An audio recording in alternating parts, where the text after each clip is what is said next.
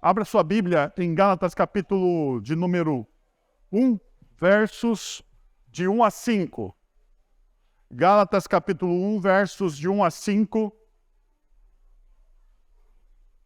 O texto que nós vamos ler é o texto do apóstolo Paulo às igrejas da Galácia. Gálatas capítulo 1, de 1 a 5.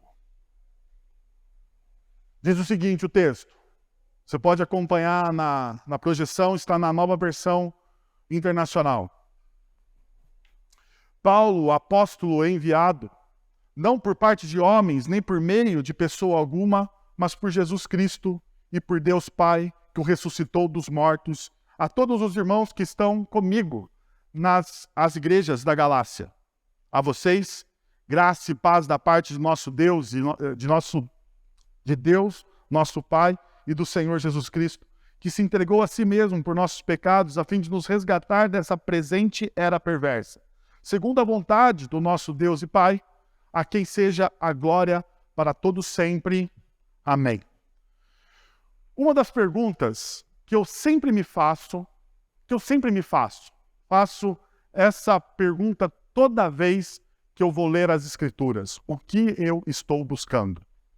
Não sei se você faz essa pergunta. Não sei se você tem a prática diária de leitura das Escrituras, né?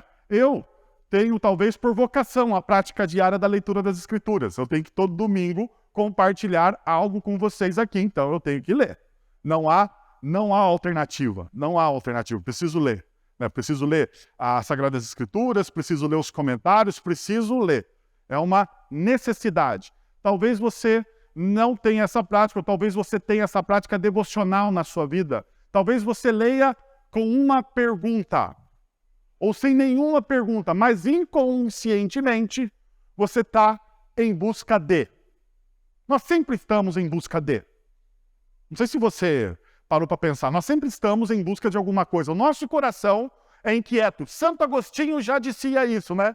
O nosso coração, ele está inquieto e só encontra repouso no nosso Criador. Agostinho de Hipona. Olha só que beleza. Mas uma das coisas que muitas vezes eu faço a pergunta, essa busca, né? Por essa pergunta do que eu estou buscando. Alguns de vocês exclamariam, eu estou em busca de respostas existenciais para a minha vida. Porque afinal de contas eu estou aqui. Porque eu nasci, porque eu fui criado, o porquê das coisas. Você talvez esteja em busca dessa resposta. Talvez a sua resposta seja uma busca mais pragmática, não existencial. Uma busca mais pragmática. Eu quero um casamento melhor, eu quero um relacionamento com os meus filhos, eu quero melhorar finanças, eu quero alguma coisa. Eu estou em busca de alguma coisa e eu preciso de respostas mais pragmáticas, não existenciais. Então você lê a Bíblia em busca de uma resposta. Ou talvez você não esteja em busca de nada, porque geralmente quando a vida está boa, sabe aquele momento da vida boa? Você olha assim e fala, não preciso de nada. Daí você olha para as Sagradas Escrituras, sabe como? Você olha para as Sagradas Escrituras como uma história que ensina princípios, que ensina valores. Mas é uma história. Não faz parte da história. Perceberam? Ela é uma história e não faz parte da história. Você olha para as Sagradas Escrituras como talvez um conto de fadas. Conto de fadas. Isso aconteceu em um reino distante. Porque afinal das contas, né, apesar de tudo, as histórias que estão nas Sagradas Escrituras, na Bíblia, elas aconteceram, a maioria delas, né, aconteceram há mais de 2000 anos atrás. E daí você olha para aquilo e fala, nossa, isso aqui é muito distante da minha realidade. Eu não sei se você já teve essa experiência de você abrir as Sagradas Escrituras e não entender absolutamente nada do que você está lendo. Então deixa eu tirar um peso do seu coração, porque eu já tive essa experiência. De abrir as Sagradas Escrituras e falar assim, meu Deus do céu. Não sei se você já leu Levíticos. Levíticos é um livro que você olha e fala, meu Deus do céu. Números. Genealogia. Genealogia. Fulano casou com ciclano, gerou Beltrano, viveu não sei quantos anos, morreu, daí gerando, casou com Beltrano, fulano, você fala, meu Deus, por que isso está nas Sagradas Escrituras? Porque muitas vezes o nosso coração é pragmático. Nosso coração é pragmático. O pragmatismo, ele tira a beleza da vida, porque você sempre quer um resultado. A nossa sociedade de consumo, ao invés da gente olhar a beleza das coisas, nós queremos consumir as coisas. Então nós consumimos espiritualidade, nós consumimos relacionamento, nós consumimos. Nós trabalhamos as coisas como os nossos dispositivos, nossos smarts. Você olha para o seu dispositivo e você fala assim, está velhinho, agora eu preciso trocar ele. Não faz mais sentido. Não faz mais sentido o meu casamento, não faz mais sentido eu ter os meus filhos ou eu cuidar dos meus filhos. E isso existe. Existe. Você pode ficar escandalizado, mas existem pessoas que olham para os seus próprios filhos e dizem, não faz mais sentido. São diante dessas questões que a gente precisa encontrar ou reencontrar o poder do Evangelho. É diante disso que nós precisamos reencontrar o poder do Evangelho. Então, eu estou propondo para vocês uma nova série em Gálatas, o Evangelho de A a Z. O Evangelho de A a Z. Da gente entender o Evangelho. E a carta aos Gálatas, ela é propícia para isso. Propícia para isso. Por quê? Porque ela vai falar de uma religiosidade vazia. Paulo está combatendo aos Gálatas. Quando Paulo escreve essa carta aos Gálatas, a esta igreja, a sociedade da Roma antiga não é tão diferente da nossa sociedade hoje. Não é tão diferente. Como diz o autor das Sagradas Escrituras, o Salomão, que dizem, ou que a Bíblia afirma, o homem mais sábio que já pisou na face da terra, Salomão vai dizer, não existe nada novo debaixo do céu. Não existe nada novo debaixo do céu. Sabe que eu sempre quando eu cito esse texto de cabeça, eu tenho uma dúvida, porque eu decorei esse texto em uma versão mais antiga, que é a que vocês citaram. A versão nova de Sol. Eu nunca sei se eu estou certo ou estou errado, quando eu cito. Mas, tirando esse fato, não existe nada novo na nossa sociedade. Tudo se repete, é cíclico. Os dilemas são cíclicos. Se você estuda um pouco da história do Império Romano, você vai perceber que algumas coisas que acontecem hoje na nossa sociedade aconteciam naquele momento da história. Alguns dilemas já existiam. Talvez eles eram mais localizados, porque nós não tínhamos acesso a tanta informação. O número de informação que nós temos hoje, esse exacerbamento do acesso de informação, tem mais prejudicado o nosso coração do que ajudado. Tem mais prejudicado do que ajudado. Então nós precisamos reorientar a nossa vida através do Evangelho. Porque muitas vezes nós lemos, mas não entendemos que o Evangelho é o poder de Deus para a salvação de todo aquele que crê, como diz o apóstolo Paulo, ou que essa mensagem da cruz, para alguns, parece loucura. Quando alguém fala da mensagem do Evangelho, às vezes parece loucura. Mas segundo o apóstolo Paulo, que escreveu a carta aos Gálatas, ele vai dizer que para aqueles que creem, é poder de Deus. Essa é a questão. Mas uma outra questão então se levanta. Se o Evangelho é salvação, uma das perguntas que nós precisamos fazer é: do que eu preciso ser salvo? Essa talvez seja a pergunta da nossa sociedade. Veja só. Na nossa sociedade hoje, a ética, ela é degradê. Teve um tempo, na nossa cultura, que a ética era preto no branco. Certo ou errado? Certo ou errado? Então você tinha as coisas que eram certas e as coisas que eram consideradas erradas. Qual que é o problema da pós-modernidade? Degradê. O certo e o errado estão diluídos na cultura. Então nem existe, na verdade, são as suas regras. Lembra daquele jargão da nossa cultura pós-moderna, existencialista, humanista, hedonista. Você viu? 3 palavras com ista, né? Essa cultura, ela diz pra gente, meu corpo, minhas regras. Ora, se não existe mais certo ou errado que norteiam as pessoas, que regras vão valer? Quais são as regras que valem? Quais são as regras que valem para um casamento feliz? Quais são as regras que valem para a educação do meu filho? Quais são as regras que valem nos relacionamentos? Quais são as regras que valem no mundo do mercado de trabalho? Quais são as regras que estão valendo? Porque se são as minhas regras, perceba, a minha regra pode ser diferente da sua regra. A minha ética pode ser completamente diferente da sua ética. Então aquilo que para mim é certo, para você talvez seja o quê? Errado.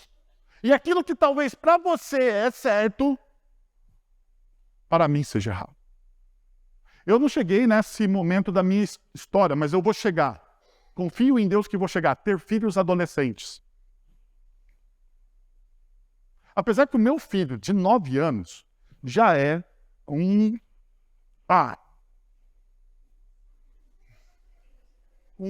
questionador. Um questionador. Tudo ele quer saber o porquê.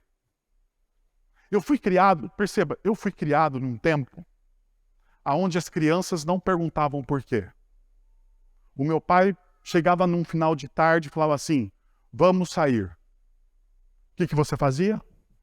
No meu tempo, não sei no seu. No meu tempo, eu pegava a minha roupa de sair, colocava e ficava o quê? Pronto, esperando. Não ficava apressando, não ficava perguntando aonde a gente vai, por que a gente vai, como a gente vai, que horas a gente vai voltar. Então hoje eu chego e falo, gente boa, vamos sair. O meu filho de 9 anos fala assim, por que eu tenho que sair com você? Para onde a gente vai? Na casa de quem? A comida lá é boa? Temos hora para voltar? Se for aquele cara chato, eu não quero ir, papai. Tem criança? Se não tem criança, vai ser chato. Vou ficar aqui. E daí você fala, não, você não vai ficar. Ele fala, por que eu tenho que ir então? Prove para mim o porquê que eu tenho que ir com você. Eu falo, mas porque eu quero que você vá comigo. Isso não é um porquê válido para mim.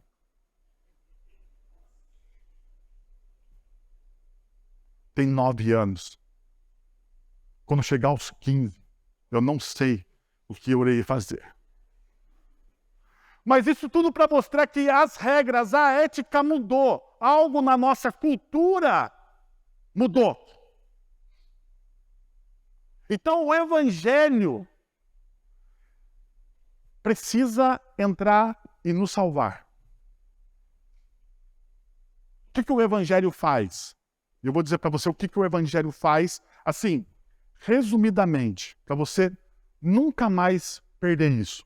O Evangelho coloca em ordem aquilo que está em desordem.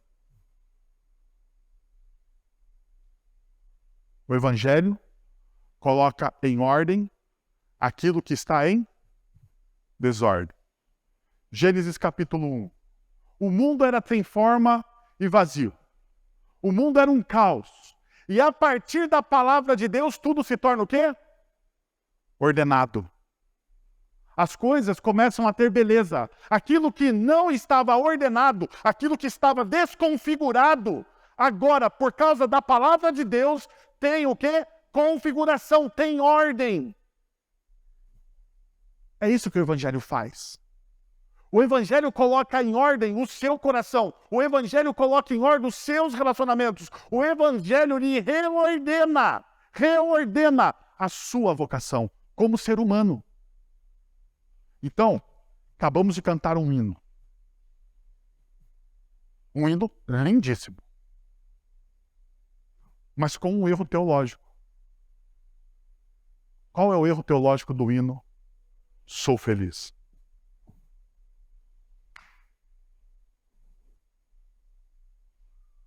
Vamos lá, meus irmãos, nós cantamos.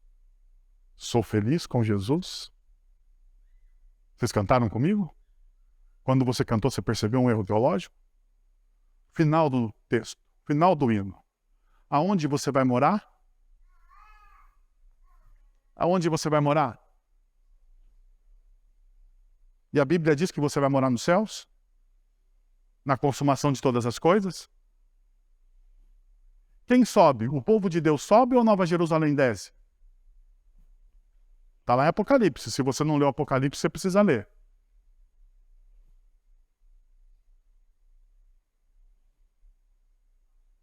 A Nova Jerusalém desce. O novo céu e a nova terra é feito aonde? Em uma outra dimensão ou aqui? Aqui? Aqui? Basta você ler o texto de Gênesis. Quando Gênesis é escrito, Deus coloca um jardim no Éden. Deus coloca um jardim no Éden. O Éden é o mundo. Então Deus cria o quê? Um jardim dentro da criação. O mundo não era totalmente paraíso. Não.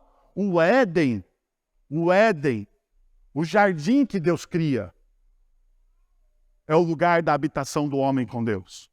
E é isso que o Evangelho está refazendo. A história do Evangelho é trazer à ordem aquilo que está em desordem. Por quê? Porque o pecado, quando o pecado entra na história, ele cria desordem no nosso coração.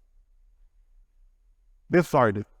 Todo tipo de desordem é criada pelo pecado. Então, quando o Tim Keller ele diz sobre o livro de Gálatas, ele diz o seguinte, o livro de Gálatas é dinamite pura, uma explosão de alegria e liberdade que nos faz desfrutar de um profundo significado, segurança e satisfação. A vida dá bênçãos a qual Deus chama seu povo. Por quê? Porque Ele nos coloca face a face com o quê? Com o Evangelho, aquilo que traz ordem às nossas vidas. Nos círculos cristãos, é muito comum presumir que o Evangelho é algo basicamente para os não convertidos. Nós o vemos como um ABC das doutrinas básicas que constituem a maneira pela qual alguém entra no reino de Deus.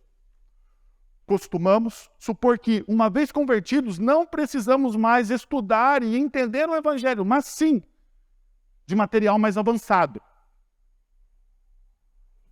Nesta breve carta, no entanto, Paulo delineia a verdade bombástica de que o Evangelho é o abecedário da vida cristã. O Evangelho é de A a Z. Não é apenas uma maneira pela qual se entra no reino, ele é a maneira pela qual se vive na condição de participante do reino. É a maneira pela qual Cristo transforma as pessoas, igrejas e comunidades. O Evangelho é a reorientação dos nossos desejos, como diz Agostinho. Então, neste domingo, começa a nossa série. Nós vamos até o último domingo de abril. Vamos em Gálatas.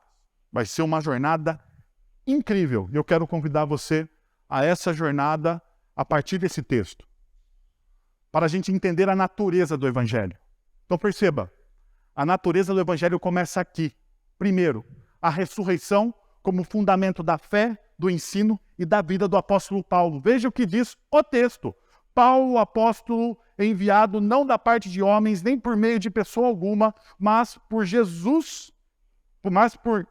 Cristo e por Deus Pai, que o ressuscitou dos mortos. Eu gostaria de dar a ênfase ao final deste versículo. Ao final deste versículo. O Deus que ressuscita o Cristo dos mortos. Aqui é o que Paulo... Veja, uma coisa muito interessante. É só neste versículo que você vai encontrar o tema ressurreição em Gálatas. De maneira explícita. Mas você vai ver em toda a carta aos Gálatas a ressurreição acontecendo de maneira implícita. Então, só neste momento, só neste versículo, só nesta partícula, você ouve sobre essa ideia da ressurreição. Mas o texto de Gálatas nos convida a refletirmos uma vida, ou a termos uma vida vinculada nessa ressurreição. Perceba, Paulo aqui está afirmando a sua autoridade enquanto apóstolo. Ele está dizendo, olha, não é por ideologias, não é por pessoas humanas, não é por nada que existe na nossa cultura que eu me tornei apóstolo. Eu me torno apóstolo por um único fundamento. E esse fundamento é a ressurreição de Cristo. No capítulo 2, nos versos 19 e 20, nós podemos ler. Veja, por meio da lei, pois por meio da lei eu morri para a lei, a fim de viver para Deus. Fui crucificado com Cristo, assim já não sou eu quem vive, mas Cristo vive em mim. A vida que agora vivo no corpo, vivo pela fé no Filho de Deus, que me amou e se entregou por mim. Paulo está me dizendo aqui que é a ressurreição. Ele fala, olha, agora eu estou aqui, essa vida que eu vivo, essa vida verdadeira que eu vivo por causa de Cristo. No capítulo 6, no verso 15, ele vai dizer, olha assim, o que importa é ser uma nova criação. A questão é, como me torno uma nova criação? Como me torno uma nova pessoa? Como eu ganho aqueles ares de novo que eu tanto desejo, que eu tanto almejo, que eu tanto quero? Pelo meu esforço, pelos livros de autoajuda, pelo seminário de coach de última geração, 2.0. Não. Como você ganha uma nova vida? Como você reorienta a sua vida? Através do Evangelho. Através do Evangelho. Paulo está dizendo aqui, você é uma nova criação. Em outras cartas, Paulo vai dizer, as coisas antigas já passaram, e eis que tudo se fez novo. Perceba, o Evangelho faz com que aquele modo antigo de eu viver, aquilo que eu não quero, sabe aquela coisa que você quer deixar? Que você quer abandonar, mas você não consegue. Todo mundo tem isso, né? Todo mundo tem. Você não consegue. Você tenta, mas no final você se vê preso por aquilo novamente. Você até um tempo deixa de fazê-lo, mas de repente, em uma carência emocional, você vai e volta. Todos nós, de alguma forma, em algum momento, nós temos uma certa adicção, um certo vício. Nós buscamos, desejamos, fazemos, até tentamos eliminá-lo, mas não conseguimos. Nós precisamos de algo externo à nossa vontade. Algo maior do que eu, para abrir mão daquilo. Eu preciso de algo maior do que eu. Você já foi nutricionista? Eu já fui várias vezes nutricionista. Eles fazem um plano alimentar impossível de ser cumprido. Já perceberam? Eu sei, eu tenho os meus nutricionistas aqui, nutricionistas da igreja, eu amo vocês. Vocês são tchotchucas do pastor, mas o seu plano alimentar é impossível de ser cumprido. Coma 3 sementes de girassol. Isso é lanche da tarde? Eles dizem que é. Mas você tem que cumprir esse negócio. Ok. Mas o que eu estou falando com isso? Você faz um plano alimentar. Vai na nutricionista e o cara diz o seguinte para você. Você quer emagrecer? Quer emagrecer, porque todo mundo quer emagrecer hoje em dia. Nossa sociedade de consumo, todo mundo tem que ser fininho. Né? Ninguém se aceita. Daí você vai lá, quer emagrecer. Daí a nutricionista diz para você, precisa largar o chocolate. Daí ela fala assim, se tiver vontade de comer um chocolate, você come 70% amargo. Você já comeu aquela desgraça? Você já comeu 70% amargo? A sua boca não fica amarrada quando você põe ele na boca, fica amarrada. Não dá para você comer. Por isso que ela manda você comer só um quadradinho, porque você não aguenta comer 2. Você não aguenta comer 2 daquilo. Ela fala, você precisa trocar. Mas pensa só, ela fala assim para você, você precisa trocar o chocolate que você gosta por algo tão bom quanto. Daí você fala, mas o que é tão bom quanto? Uma fruta. Mas qual fruta? Qual fruta? Banana é melhor que chocolate? Maçã é melhor que chocolate? Não tem outra fruta melhor que chocolate. Mas ela fala, você precisa trocar algo que você gosta tanto quanto. Você tem que fazer uma troca. Só que você não vai achar nada que se compare a chocolate. Não vai. Sinto muito você que está tentando, comendo 3 sementes de girassol por dia. Deixa eu te dizer uma coisa, você vai fracassar. Mas estamos juntos, fracassamos juntos. Fracassamos juntos. Você precisa de algo maior do que você para mudar. E quando Paulo fala da ressurreição, é disso que ele está falando. Algo maior que você. A ressurreição é maior que você. E é a única coisa. Por que o Evangelho é o Evangelho?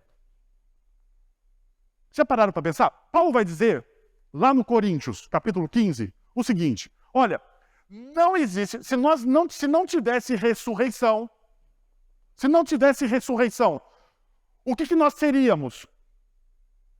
Os mais miseráveis entre todos os seres humanos. Porque a nossa esperança seria vã. Aquilo que Jesus fez na cruz, pagar os nossos pecados na cruz, tem a ver diretamente com ressurreição. A ressurreição que Jesus tem dos mortos. A volta à vida. É essa a verdade do Evangelho. Essa é a loucura da cruz que Paulo vai dizer, olha, isso aqui é uma loucura, porque aqueles que não creem vão olhar para isso e vão pensar, mas o que vocês estão falando? Não me cabe, porque não cabe na lógica humana, na existência humana, na experiência humana, algo maior do que a própria experiência. Qual é a maior experiência que nós temos? Aquilo que nós podemos experimentar em vida. Nós não conseguimos conceber algo maior do que isso. Mas o Evangelho vem e fala assim, eu estou te apresentando algo maior do que você. Então Paulo, quando ele está falando sobre a ressurreição, quando ele começa a falar sobre o Evangelho, a primeira coisa que ele fala é, vocês foram ressuscitados. Isso tem a ver com a própria ressignificação de Paulo em Atos capítulo 9. Atos capítulo 9 conta a história de Paulo. Atos capítulo 9, dos versículos de número 1 até o número 5. Lucas conta a história de conversão, a história do encontro que Paulo tem com Cristo no caminho de Damasco. O texto bíblico diz que Paulo aspirava ameaças de morte pela igreja. Paulo queria matar os cristãos, Paulo queria prender, ele sai da sinagoga, ele sai do sinédrio, do órgão máximo em Jerusalém, com cartas expedidas a todas as sinagogas da região de Damasco, para quê? Para prender os cristãos, para matar os cristãos. Mas de repente, no caminho, algo acontece. Diz o texto bíblico que Paulo vai ao chão, por causa de uma luz tremenda. Essa luz o cega. Ele ouve uma voz. E a partir daquilo que ele ouve, sabe o que ele faz? Ele pega a vida dele e redimensiona a vida dele a partir da experiência da ressurreição que ele teve com Cristo Jesus. Não é isso que acontece? O que o Evangelho é? O Evangelho é isso, gente. É a redimensionação. Redimensionação não existe, mas é o redimensionar da sua vida a partir da ressurreição, não sua, mas de Cristo. Isso é o Evangelho. O Evangelho transforma tudo e a todos a partir da ressurreição de Cristo. E Paulo, então, está demonstrando isso para a gente. E daí, ele demonstra a natureza desse Evangelho a partir da ressurreição, firmando a sua vida, firmando o seu ensino, firmando a orientação dos seus princípios a partir disso. E no segundo ponto que eu gostaria de compartilhar com vocês, é esse. A natureza do Evangelho é a graça de Deus que alcança e produz paz. Olha o que o texto diz. A vocês, graça e paz da parte de Deus, nosso Pai e do Senhor Jesus Cristo. A saudação mais antiga do meio cristão. Se você for em uma igreja pentecostal, você vai ouvir muito sobre graça e paz. Presbiterianos, no meio mais evangelical, fica perdido, porque você chega numa igreja e vai falar graça e paz. Você, como presbiteriano, vai dizer, tudo bem? Você não fica meio... Eu fico meio, às vezes, assim, né? Graça e paz, pastor, eu falo. Eu fico pensando, esse não é presbiteriano. Porque não é no nosso meio. É uma das saudações mais antigas. Para o cristão, para aqueles que estão em Cristo, você tem um acréscimo aqui. Porque no Antigo Testamento você tinha uma outra saudação. Qual que era? O Shalom. O Shalom significa o quê? Paz. Então, quando um judeu se encontrava com outro judeu, eles diziam paz, Shalom. Ele desejava para o outro paz. Eu quero que você tenha a paz. Essa paz é existencial, porque o Shalom não é uma paz de bem-estar somente, de bem-estar emocional. O Shalom de Deus é uma paz existencial. Significa que você está em Deus, está sendo sustentado por Deus. É essa a ideia do Shalom. Mas veja, para você obter o Shalom de Deus no Antigo Testamento, você precisava cumprir todos os ritos da lei. Não era assim? Todos os ritos da lei. Você tinha a lei mosaica, aquilo que os teólogos chamam da lei mosaica, né? Mais conhecida popularmente como os 10 mandamentos. Você olhasse para os 10 mandamentos, que, na verdade, dentro da lei mosaica é muito maior, existe um desdobramento daquilo. Os 10 mandamentos, aquilo que nós chamamos de 10 mandamentos, é quase como se fosse uma síntese de uma lei muito mais ampla no Antigo Testamento. Você teria que olhar para essa lei e falar assim, eu cumpri todos os requisitos da lei. Todos esses requisitos da lei eu já cumpri. Então, a partir do momento que eu cumpro todos os requisitos da lei, eu tenho o quê? Paz. Porque eu me encontrei. O meu coração está centrado. Essa é a ideia do Shalom. O meu coração está redimensionado pela lei. Agora pergunta, você consegue cumprir todos os requisitos da lei?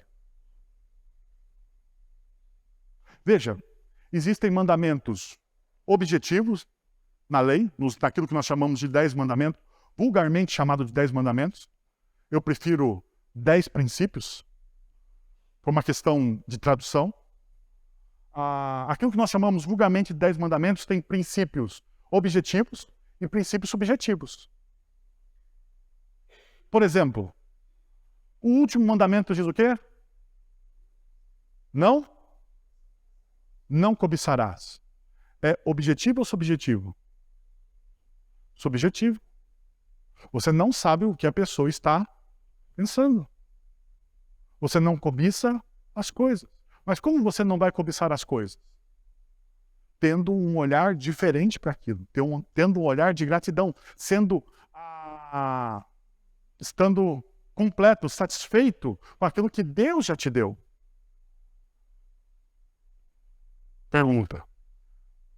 Você é completo e satisfeito com aquilo que Deus te deu? Você é completo e satisfeito com tudo. E aqui é tudo, gente. Tudo significa absolutamente tudo. Eu sou completo e satisfeito com o corpo que Deus me deu. Eu sou completo e satisfeito com a personalidade que Deus me deu. Eu sou completo e satisfeito com o casamento que Deus me deu. Eu sou completo e satisfeito com os filhos que Deus me deu. Eu sou completo e satisfeito com a posição social que Deus me deu. Eu sou completo e satisfeito. Eu estou completo e satisfeito. Eu não preciso absolutamente nada. Eu estou em contentamento. Nós conseguimos cumprir este mandamento. Estou falando de um mandamento. Estou falando de um mandamento. Nós conseguimos cumprir este mandamento? Conseguimos? Conseguimos olhar para esse mandamento e falar assim, não, eu estou cumprindo isso. Não. Então você tinha uma paz que você nunca alcançava. Você nunca alcançava. Aquele shalom que o Antigo Testamento nos mostra, ele é inalcançável pelo nosso próprio esforço, pelas nossas próprias vontades, pelos nossos próprios desejos. Nós almejamos essa paz, mas nós não conseguimos. Não conseguimos. Não conseguimos. Mas na saudação cristã, no desejo cristão de paz, existe uma palavra. Qual é a palavra? Graça. E aqui então muda tudo. E tem uma lógica. Paulo, ele coloca graça aí. Você só pode ter graça você só pode ter paz por intermédio do quê? Da graça. E a graça vem através de quem? E Cristo é o Evangelho. Cristo é a ressurreição. Cristo é o pão da vida. Cristo é aquele que ordena todas as coisas que estão desordenadas no meu coração. É somente quando eu experimento da graça de Cristo, aquela paz que eu tanto almejo, que eu tanto busco, eu encontro.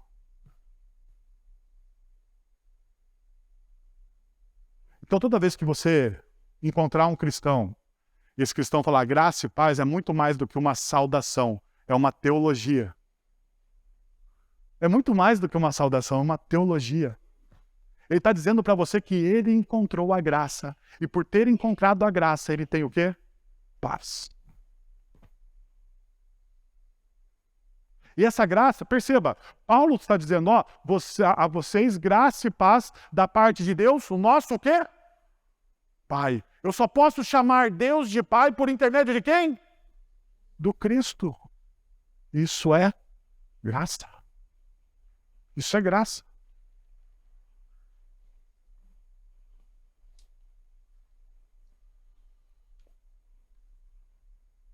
Por último, o último princípio que eu quero compartilhar com vocês. A natureza do Evangelho é o Evangelho todo para o homem todo. E diz o texto, o versículo 4.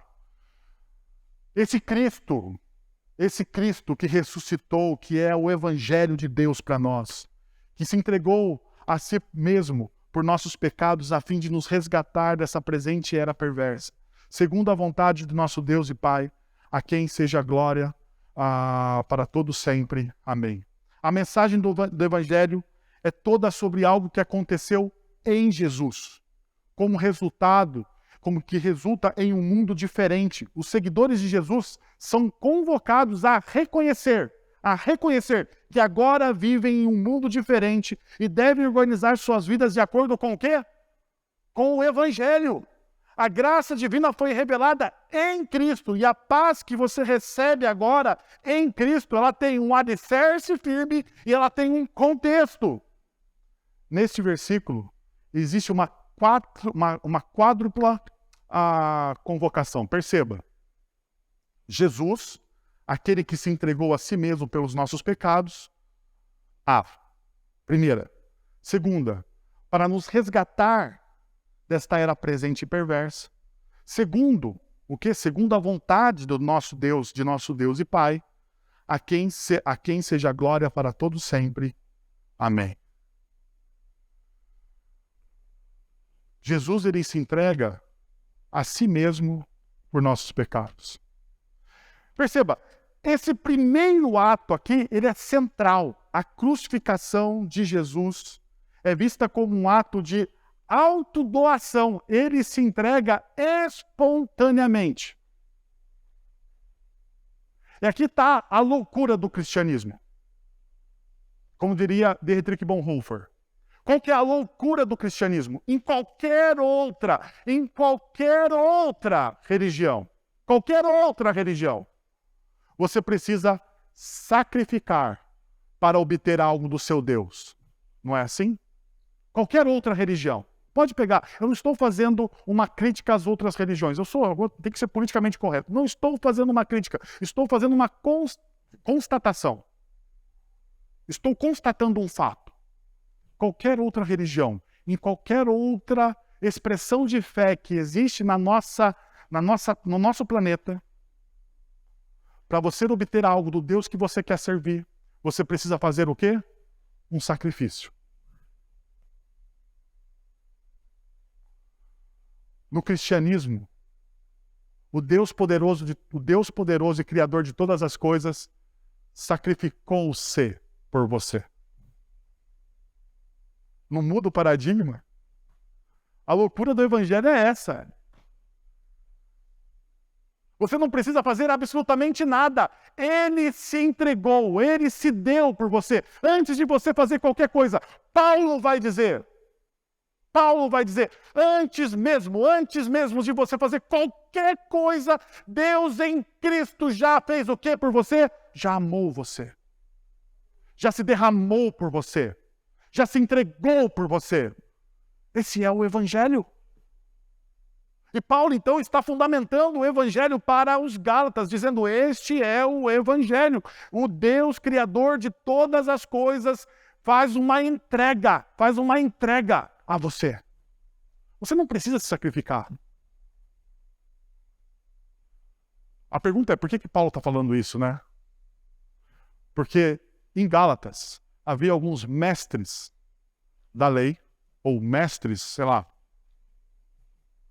algumas pessoas que ensinavam, que diziam que você precisava fazer o quê? Alguns sacrifícios para receber as dádivas. Então deixa eu te falar uma coisa.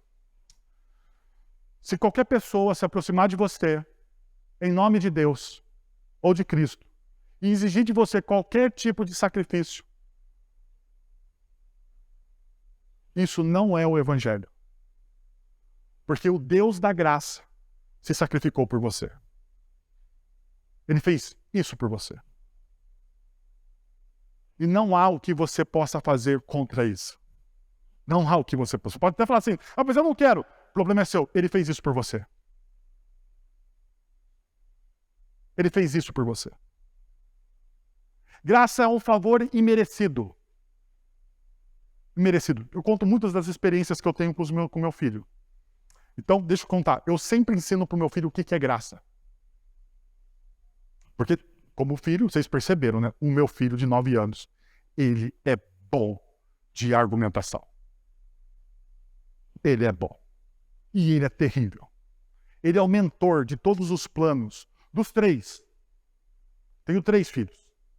Até a Bia, de 1 ano e 3 meses, entra no esquema do Arthur. E ele move as coisas lá. E de repente eu tenho que corrigir o meu filho. Corrigir ele, falar para ele que ele está errado. Eu sei que tem muito pai que assusta quando a gente fala de correção, né? Mas você tem que corrigir os seus filhos. Você precisa falar para o seu filho que ele está errado. Você não pode passar só a mão na cabeça da criança. Se você ama o seu filho, você precisa sinalizar para ele que ele está errado. Então, algumas vezes eu tenho algumas conversas cruciais e algumas das coisas alguma forma de correção é você tirar algo que ele gosta. Então ele fica, sei lá, 20 dias sem videogame. 3 dias sem pegar no meu celular, sei lá, alguma coisa. Daí, existe aquele momento que você dá o castigo, mas você exagerou na dose. Já fez isso? Por exemplo, a minha esposa muitas vezes fala assim pro Arthur, pro meu filho mais velho: você nunca mais vai jogar videogame na sua vida. Eu acho que ela errou na dose, né? Porque nunca mais é um tempo de correção, tipo, né, ad infinito. Mas eu tenho um jeito de corrigir isso. Depois que a gente discute, eu chego pro Arthur e falo assim: Arthur, você vai poder jogar videogame. Daí ele fala assim: mas a mamãe disse que era nunca mais, papai. Daí eu falo assim: eu sei que a mamãe disse que era nunca mais, mas existe algo, graça. Um favor imerecido. Você não merece jogar videogame. Mas como o amor meu e da mamãe por você é maior do que o seu pecado, então você vai poder jogar videogame agora. Graça. Favor imerecido. Só que eu faço isso com meu filho. Deus fez isso com você, nos seus pecados e nos pecados mais escabrosos da sua vida, aqueles que você não confessa a ninguém. Deus te perdoou em Cristo mesmo, você não merecendo. É assim que o Evangelho trabalha. Então, quando Paulo ele escreve que Jesus se entregou a si mesmo de maneira voluntária pelos nossos pecados, ele está falando desse Evangelho. E uma outra coisa que é muito importante, essa morte, ela não é geral, porque uma ideia que muitas vezes as pessoas têm é que Cristo morreu de forma geral, por todo mundo. Não. Cristo ele morreu de forma substitutiva pelas pessoas. Sabe o que isso significa? Significa que você deveria estar naquela cruz. Significa que você deveria morrer. Significa que você não merecia viver. Significa que você não merecia ser amado. Mas Cristo, então, ele se coloca no nosso lugar. Ele entra na frente e diz, não, eu vou morrer por esse pecador. Ele não merece. Porque a graça não tem a ver com merecimento, a graça não tem a ver com você, tem a ver com o amor de Deus por você. Pensa nisso, a graça não tem a ver com você, com aquilo que você faz ou deixa de fazer, mas tem a ver com o amor que Deus tem por você. Só isso deveria constranger o seu coração. Só isso deveria nos constranger. Só aqui nós poderíamos acabar nessa manhã, porque isso é o Evangelho. Mas Paulo não acaba aqui, ele vai dizer, olha, que esse Cristo, ele morre por você de maneira substitutiva e de maneira livre. Para fazer o quê?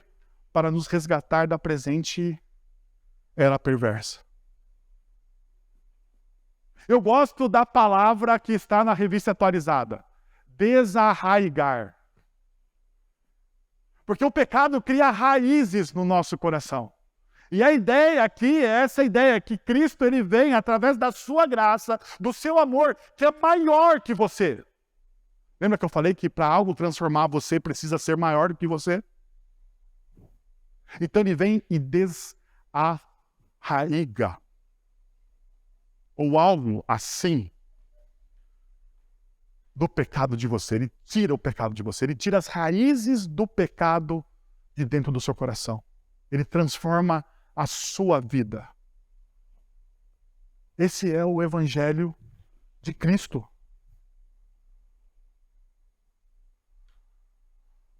O N.T. Wright ele vai dizer algo assim interessantíssimo. Vai dizer, aqui nos deparamos com um sintoma. Ele está comentando esse texto. Ele vai dizer assim, aqui nos deparamos com um sintoma, um problema contínuo na teologia ocidental como um todo. A maioria dos cristãos ocidentais modernos se perguntam por que Jesus morreu por nossos pecados. Diriam, para que possamos ir para o céu. Mas, surpreendentemente, pode-se pensar, essa nunca é a resposta que o Novo Testamento dá. Não, o Novo Testamento não dá.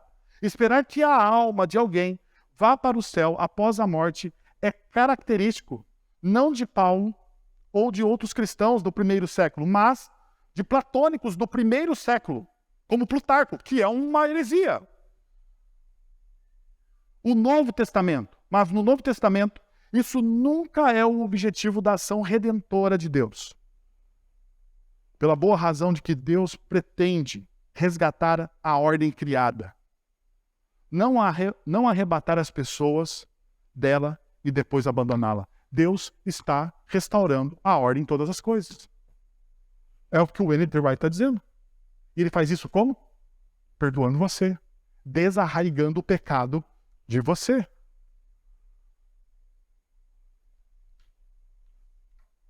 Paulo lhe dá as duas primeiras partes do texto.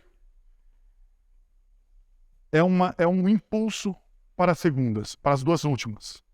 A terceira parte é segundo a vontade de nosso Deus e Pai.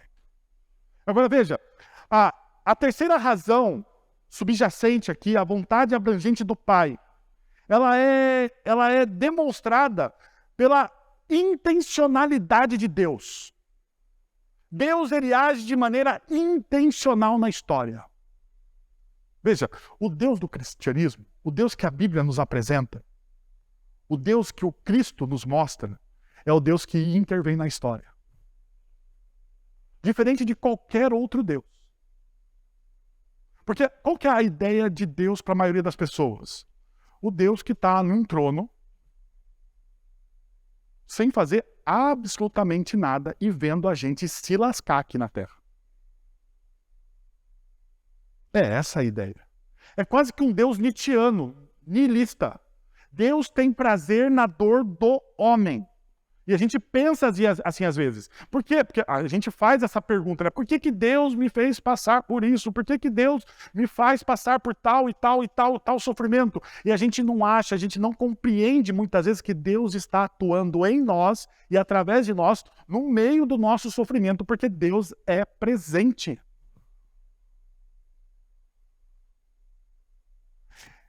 Se você ler o profeta Isaías, do capítulo 45 em diante, você vai ter a imagem do Cristo, do servo sofredor.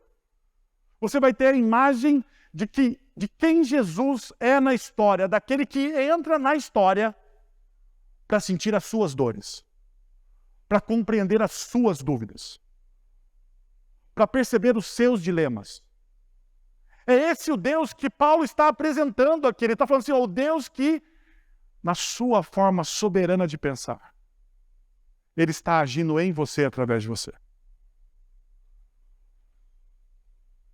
Para quê? A última parte. A quem seja a glória para todo sempre. Amém. Qual é o resultado disso? O resultado de tudo isso é a glória de Deus. Mas daí você está pensando assim, mas então esse Deus é um Deus egoísta, porque ele deseja a glória para ele mesmo. E de certo ponto, a glória dele ele não divide com ninguém. Mas a pergunta que deve ser feita é, como essa glória ela é expressa? Como essa glória é vivida? E sabe como Deus vive a glória dele? Compartilhando a bondade dele com a gente. Compartilhando a bênção dele com a gente. Aqui está a diferença do evangelho que Paulo está nos apresentando aqui. O Deus que intervém, o Deus que envia Jesus, o Deus que restaura todas as coisas em Cristo, ele quer a glória. Mas como esse Deus vivencia a glória? Compartilhando da glória dele com a gente. Compartilhando do amor dele com a gente. Compartilhando da bênção dele com a gente. Fluindo essa bênção por nossas vidas. De certo, você lembra de uma história muito conhecida no Novo Testamento, a história da mulher samaritana. E ela vai ao poço buscar água, porque ela estava com sede. E o texto diz claramente que ela vai ao poço buscar água ao meio-dia, porque era um momento onde ninguém naquela época ia ao meio-dia buscar água no poço. Dizem os estudiosos que ela vai ao meio-dia porque ela tem vergonha de quem ela é. Ela vai ao meio-dia porque ela tomou decisões erradas na vida dela. Mas certo dia ela vai ao meio-dia encontrar, ou melhor, ela vai ao meio-dia buscar água no poço e quem está no poço é o Cristo. E aquela pessoa que tem vergonha dela mesma, que não sabe se relacionar com os seus próprios sentimentos, desejos, ela encontra com o Cristo e o Cristo pede água para ela. O Cristo olha para aquela mulher e sente a dor dela, porque ele é o Deus que intervém. E quando Cristo pede água para ela, Cristo começa um diálogo, desnudando aquela mulher, mostrando que ela tomou decisões erradas. Mas chega um momento que Jesus diz para ela o seguinte: quem devia pedir água aqui era você. Porque no dia que você pedir a minha água, no dia que você beber da minha água, você nunca mais terá o quê? Você nunca mais terá sede. você será o quê? Saciado, pleno, completo. Os seus desejos serão reorientados.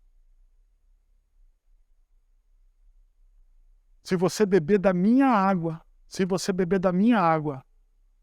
você vai experimentar uma nova vida.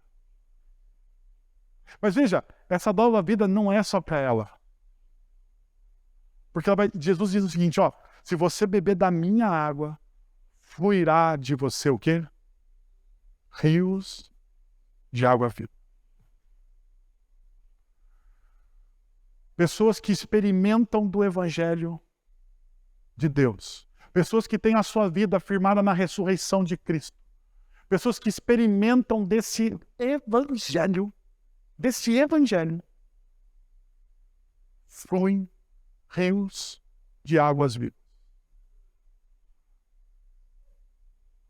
Você vai ter, sabe aquelas buscas pragmáticas que você tem? Melhor casamento, reorientação vocacional, filhos. A mudança vai acontecer. A mudança vai acontecer. Mas a mudança só vai acontecer se você experimentar do Cristo.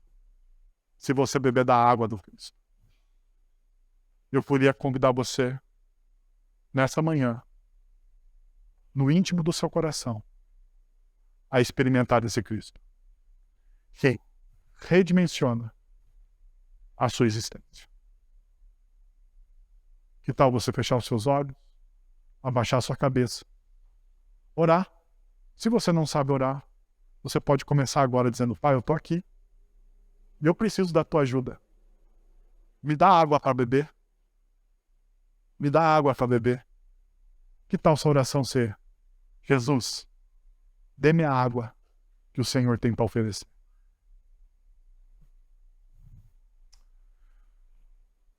Pai, nós estamos na tua presença e nós queremos te agradecer, Senhor, pelo teu amor em Cristo Jesus. Queremos te agradecer, ó Deus, por tudo aquilo que o Senhor fez nessa manhã, através da tua palavra, Deus, através do teu ensino, da verdade do teu evangelho. Que o Senhor, ó Deus, possa encher o nosso coração com a água que Cristo dá, matando a nossa sede existencial, Senhor. Redirecionando a nossa vida, reorientando o nosso coração, ressignificando quem nós somos. A tua palavra diz que nós devemos tomar o teu jugo e o teu fardo que é leve. E o teu jugo e o teu fardo que é leve se tornam leves porque o Senhor caminha com a gente. O Senhor é o Deus presente na nossa história. Queremos experimentar o Senhor, Pai. Em nome de Jesus. Amém. Vamos receber a bênção? Agora, irmãos, que a graça de nosso Senhor e Salvador Jesus Cristo, o amor de nosso Deus e Pai, o conselho, o consolo, o poder e a ação poderosa do Santo Espírito de Deus estejam sobre vocês agora e pelos séculos dos séculos. Amém.